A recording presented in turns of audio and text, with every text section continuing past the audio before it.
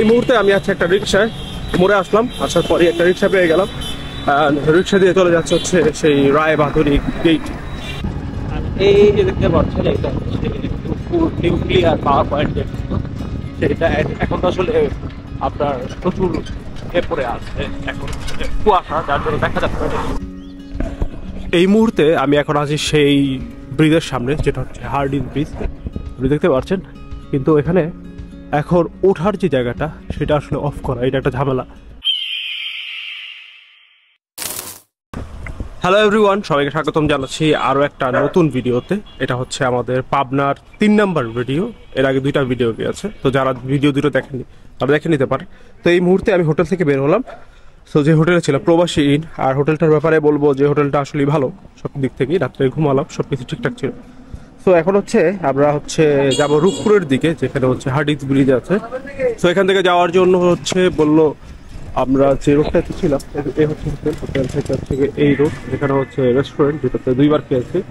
এখন আর খাচ্ছি না, কারণ আমরা একটু সামনে গিয়ে তারপর নাস্তা করবো। তো এখন এই রোডটা দিয়ে বললো যে মেইন রোড, এখানে গেলে একটা রোড পাওয়া যায়, যেখানে ওই যে আমরা গতকালকে প্যারাডাইস ইয়াতে খাইলাম, সুইটস যেটা ট্রাই করলাম, ওই মোড়টাতে যেতে। দেন ওখান থেকে গিয়ে রায় বাহাদুরি গেটে যেতে। দেন ওখান থেকে নাকি সিএনজি পাওয়া যাবে ডিরেক্ট রূপপুরে। তো চলুন এইভাবে করে যাই আমরা। এই লোকেশনটা আসলে আমি যখন বের হয়েছে সেই হোটেলের যে ছিল সেই আর কি আমাকে দিল। তো চলুন এভাবে করে গিয়ে আমরা ট্রাই করে দেখি। এখান থেকে বেশি দূর না, জাস্ট 2 মিনিট হাঁটতে হবে আর কি, মেইন রোড ওই যে দেখা যায়। এই মুহূর্তে আমি আছি একটা রিক্সায়, মোড়ে আসলাম, আসার পরে একটা রিক্সা পেয়ে গেলাম। রিক্সা দিয়ে চলে যাচ্ছে সেই রায় বাহাদুরি গেট, যেটার কথা বলেছিলাম সেখানে। তো চলুন আগে রায় বাহাদুরি গেট যাই, অ্যান্ড ওইখান থেকে গেলে সিএনজি পাওয়া যাবে রূপপুরের জন্য।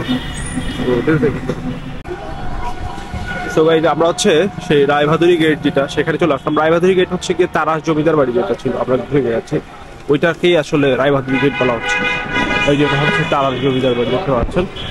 সো এখান থেকেই আমরা রূপপুরের যে সিএনজি যে দাঁড়িয়ে আছে দেখতে পাচ্ছেন, এই সিএনজি দিয়েই যাওয়া যাচ্ছে। আর সিএনজিতে যেতে রূপপুর লাগছে 60 টাকা করে।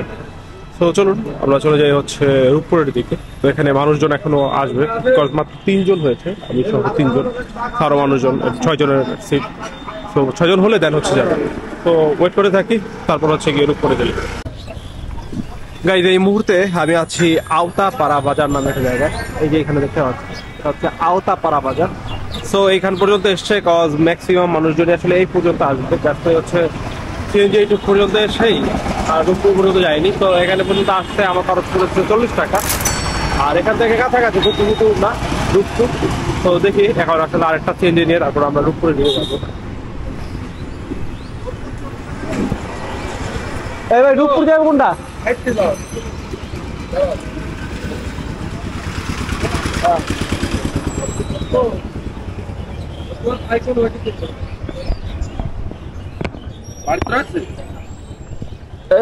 রূপপুর যাবো নাকি ভাই?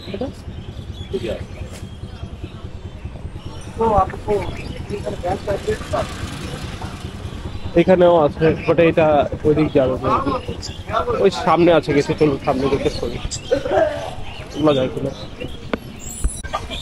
তো গাইস এই সামনে আসার পরেই এখানে সিএনজি পেয়ে গেছে রূপপুরের, এখানে যাবে 20 টাকা করে।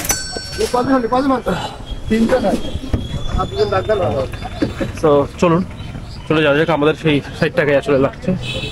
তো যেতে থাকি রূপপুরের দিকে। এই মুহূর্তে আমি একটা রিক্সায় আছি। তো এখান থেকে নামলাম, আমার কন্ট্যাক্ট অন্যরকম শুনছেন, কারণ এখানে আসলে ওয়েদার একটু বেশি ঠান্ডা মনে হয়েছে, আস্তে আস্তে সব ঠান্ডা লেগে গেছে। যাই হোক, তো এখান থেকে একটা রিক্সায় উঠলাম, রিক্সায় করে যাচ্ছি আপনার এখন হার্ডিন ব্রিজে। এখান থেকে এখান থেকে যখন 120 খুলনা এই রোড থেকে কিন্তু যাওয়া যায় হার্ডিন ব্রিজ হয়ে, ওই পাশে গিয়ে এই সাইডগুলো। তো যাই হোক, তো এখানে রিক্সা ভাড়া রাখতে 40 টাকা। আমরা যাচ্ছি হার্ডিন ব্রিজে। তো যেতে থাকি, চলো।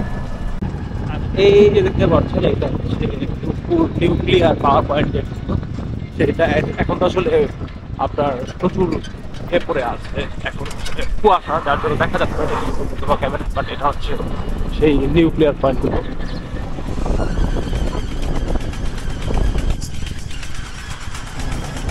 আর হার্ডিঞ্জ ব্রিজের এখানে আরেকটা সেতু আছে, যার নাম হচ্ছে লালন শাহ সেতু।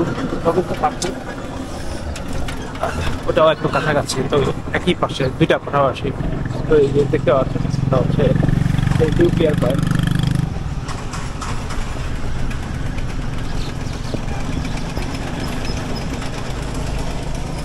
এখন হয়তো হালকা দেখা যাচ্ছে, তখন কুয়াশার জন্য কোথাও বোঝা ছিল না।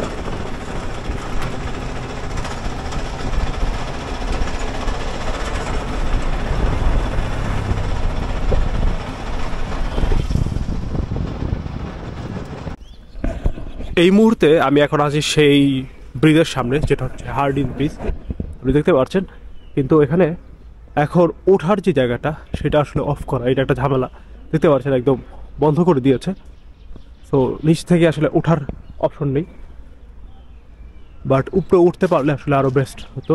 উপর দিয়ে আসলে আসলে মেবি ভালো হতো, বাট উপরে ওঠার আসলে এখন এখান থেকে নিচ থেকে যে জায়গাটা ছিল সেটা নেই। আর এখন যেহেতু পানি কম, সো নিচে অনেকখানি যাওয়া যায়। সো এই হার্ডিঞ্জ ব্রিজের যে উদ্বোধন সেটা হয় হচ্ছে 1915 সালের 4ই মার্চ।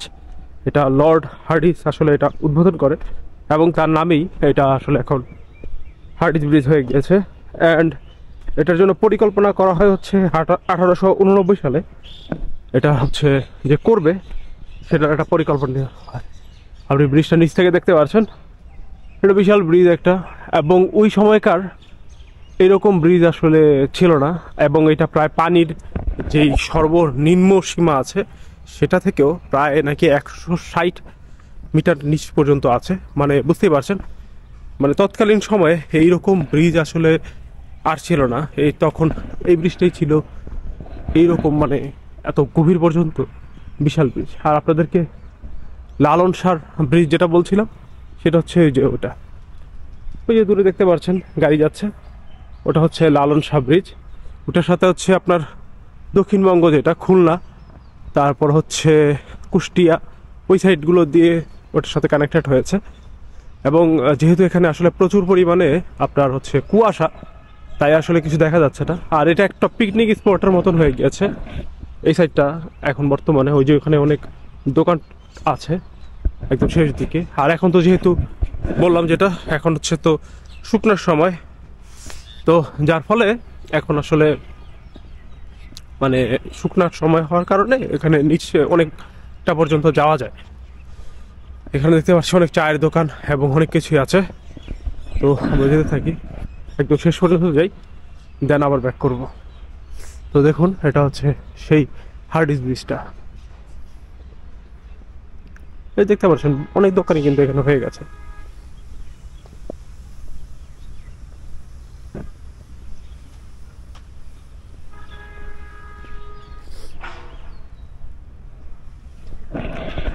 আর আস্তে আস্তে ওই যেটা বললাম বাতাসে আমার আসলে ঠান্ডা লেগে গেছে। বাতাস আজকে প্রচুর ছিল, প্রচুর বাতাস। একটা থাম্বনেইলের জন্য ছবি উঠাই।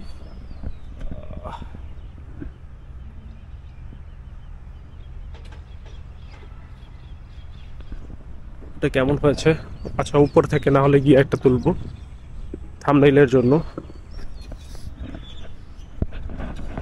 দেখতে পাচ্ছেন আসলে এখন তো অনেক সকাল, এখন বাজছে হচ্ছে সকাল, দেখি কয়টা বাজে, এখন বাজে হচ্ছে 9টা 7। তার মানে এখনো অনেক সকাল। সো দ্যাটস ওয়াই হচ্ছে এদিকে দোকান তেমন একটা খোলেনি, সবই অফ করা, তেমন একটা দোকান খোলা নেই। বাট বিকালের দিকে বোঝা যায় এখানে হচ্ছে মানুষজন ভালোই হয়।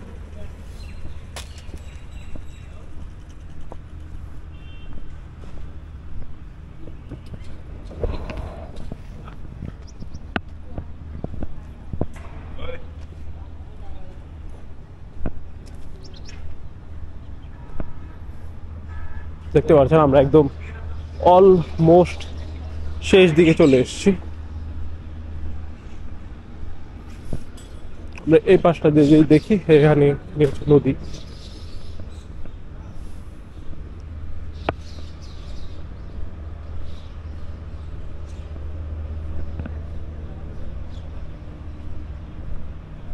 দেখতে পাচ্ছেন এই যে একদম শেষ দিকে চলে এসছে, এই যে নদীর সামনে।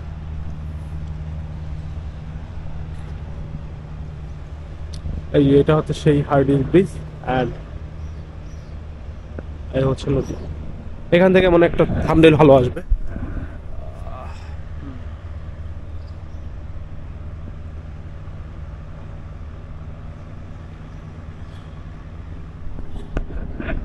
আই থিঙ্ক থাম্বনেলটা এটা ভালোই এসছে, ভালো থাম্বনেল এসছে।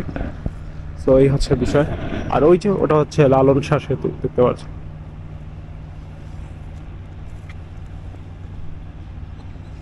এখন তো আসলে মানে বর্ষার সময় না, যার কারণে কিন্তু পানির এত উত্তাল না, পানিটা নর্মালি আছে।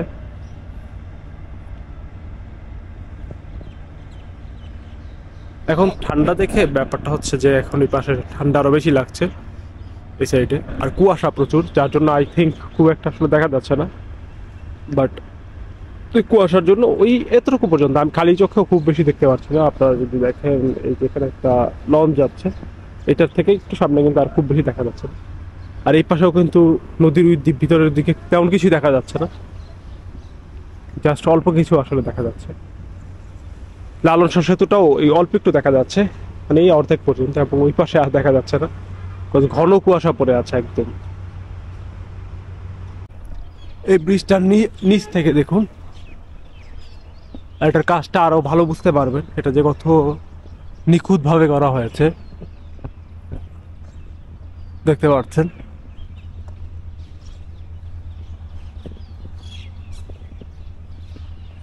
আমরা ওই শেষ প্রান্ত থেকে ঘুরে এসে আমরা অলমোস্ট কিন্তু আবার যেখান থেকে উঠেছিলাম, মানে নেমেছিলাম, ওই পর্যন্ত অলমোস্ট চলে এসেছি। বিকজ আমরা এই ব্রিজটা অলমোস্ট দেখা শেষ, অ্যান্ড এই ভিডিওটাকে আমরা এখানেই শেষ করে দিচ্ছি। তো এই ভিডিওটাকে আমরা, আমাদের প্ল্যান ছিল যে শুধুমাত্র হার্ডিঞ্জ ব্রিজটাই দেখা। সো হার্ডিঞ্জ ব্রিজটা আমাদের দেখা শেষ। সো আমরা এখান থেকে এখন মুভ করব হচ্ছে আমাদের 36 নম্বর যে জেলা, সেটাতে, রাজশাহীতে। সো আমাদের এই ভিডিওটা আমরা এখানে শেষ করে দিচ্ছি। তো পাবনার সিরিজ এই ভিডিওটার মাধ্যমে শেষ হয়ে যাচ্ছে। তো কেমন লাগলো আপনার কাছে এই ভিডিওটা, অবশ্যই সেটা আপনি কিন্তু কমেন্ট করে জানাতে পারেন। অ্যান্ড হচ্ছে নতুন হয়ে থাকলে চ্যানেলটা অবশ্যই সাবস্ক্রাইব করে ফেলুন। আর অবশ্যই আপনি যদি কোথা থেকে দেখছেন সেটা কিন্তু আপনি কমেন্ট করে আমাকে জানাতে পারেন। তো এই তো ছিল ভিডিও। সবাই ভালো থাকুন, সুস্থ থাকুন। আপনাদের সাথে দেখা হচ্ছে আমার নেক্সট ভিডিও থেকে, যেটা হচ্ছে 36 নম্বর জেলা, সেখান থেকে। আর আপনি আমার রিয়েল টাইম আপডেট জানতে সেক্ষেত্রে হচ্ছে আমাকে ইনস্টাগ্রামে ফলো করতে পারেন। আমার ইনস্টাগ্রামের নামটা আপনি নিচে দেখতে পাচ্ছেন, শাওন আহমেদ। এটাতে ফলো করলেই হবে আমি কোথায় আছি, কী করছি, রিয়েল টাইম আপডেট পাবেন। তো সবাই ভালো থাকুন, সুস্থ থাকুন। আল্লাহ হাফেজ।